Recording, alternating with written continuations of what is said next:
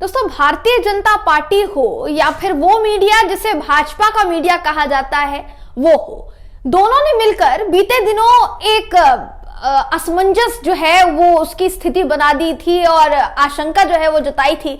आशंका ये जताई गई थी कि भाई कांग्रेस पार्टी और आम आदमी पार्टी ऐसे कई दल हैं इंडिया गठबंधन में जो साथ में लड़ना नहीं चाहते।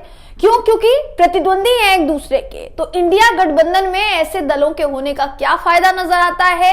आखिर क्यों उनको शामिल किया गया है? क्यों इंडिया गठबंधन अपनी नैया खुद ही डुबाने पर लगा हुआ है? ऐसे कई तरीके के सवाल जो है दोस्तों खड़े हुए। बीते दिनों इन तमाम सवालों पर कहीं ना कहीं पूर्ण विराम लग गया। इसका जवाब निकलकर सामने आ गया जब चंडीगढ़ का मेयर चुनाव आम आदमी पार्टी और कांग्रेस ने मिलकर लड़ने का फैसला किया कि चंडीगढ़ मेयर का जो चुनाव होगा वो आम आदमी पार्टी और कांग्रेस दोनों मिलकर लड़ेगी। इसी खबर के बाद अब जो खबर आती है उसका सीधा सीधा जो लिंक है दोस्तों इसी खबर से लगाया जा रहा है। क्योंकि आप सोचिए कि शुरुआत से लेकर अब तक कांग्रेस और आम आदमी पार्टी, जब तक इंडिया गठबंधन नहीं बना था, दोनों पार्टियां एक दूसरे के आमने सामने थी। दोनों पार्टियां एक साथ आ जाती हैं, जाहिर सी बात है एक साथ आएंगी तो इंडिया गठबंधन को मेजॉरिटी मिलेगी और उस मेजॉरिटी की वजह से चुनाव जीता जा सकता है, भारतीय जनता पार्टी को हराया जा सकता है। चंडीगढ़ में चुनाव में भी यही हो सकता था दोस्तों। आम आदमी पार्टी का कहना है, साथ ही कांग्रेस का भी, कि क्योंकि भाजपा हार रही थी इसलिए उसने चंडीगढ़ में चुनाव को स्थगित करवा दिया। और इसको लेकर न सिर्फ आम आदमी पार्टी बल्कि कांग्रेस ने भी जमकर विरोध प्रदर्शन किया। पूरी वजह क्या है, मामला क्या है, इस खबर में मैं आपको बताऊंगी दोस्तों। नमस्कार, मेरा नाम है जयंती झा और आप देख रहे हैं देश नीति।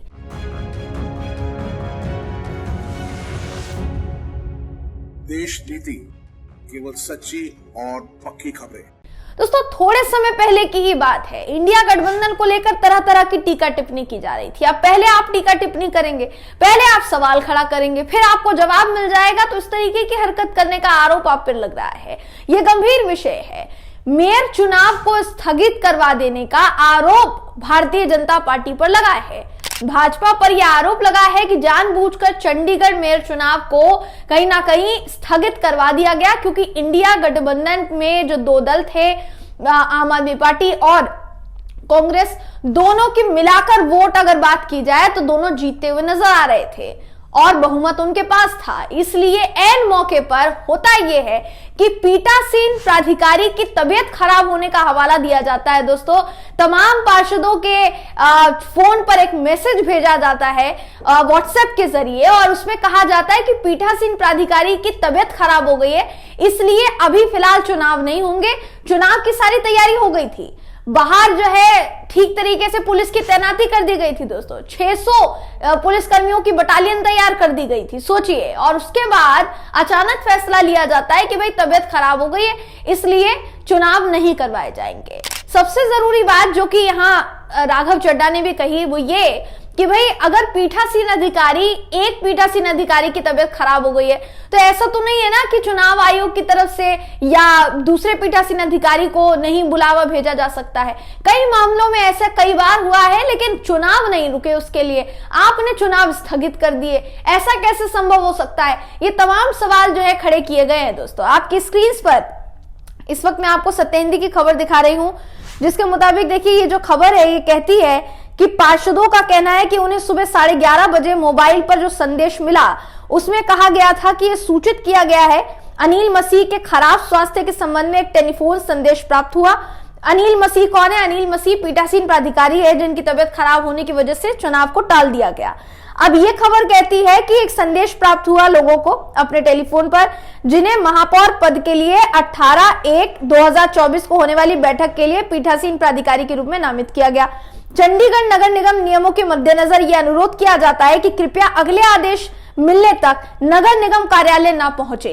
होता यह है दोस्तों कि पीठासीन प्राधिकारी की न सिर्फ तबीयत खराब होने का हवाला दिया जाता है बल्कि यह भी कह दिया जाता है कि अंदर परिसर में आपकी एंट्री नहीं है आपके किसी भी कार्यकर्ता की एंट्री जो है नहीं होगी, ना तो कांग्रेस के कार्यकर्ता ना तो आम आदमी पार्टी के कार्यकर्ता। तो इसी बात से जितने भी दोनों पार्टी के कार्यकर्ता थे वो गुस्से में आ गए और उन्होंने वहीं कार्यालय के बाहर बैठकर जोरदार प्रदर्शन किया है दोस्तों, बहुत जोरदार प्रदर्शन किया है। उसके कई वीडियोस भी सामने आए हैं, वीडियो भी आपको दिखाना चाहेंगे, छोटा क्लिप आपको दिखाते हैं, ये वीडियो देखिए आप।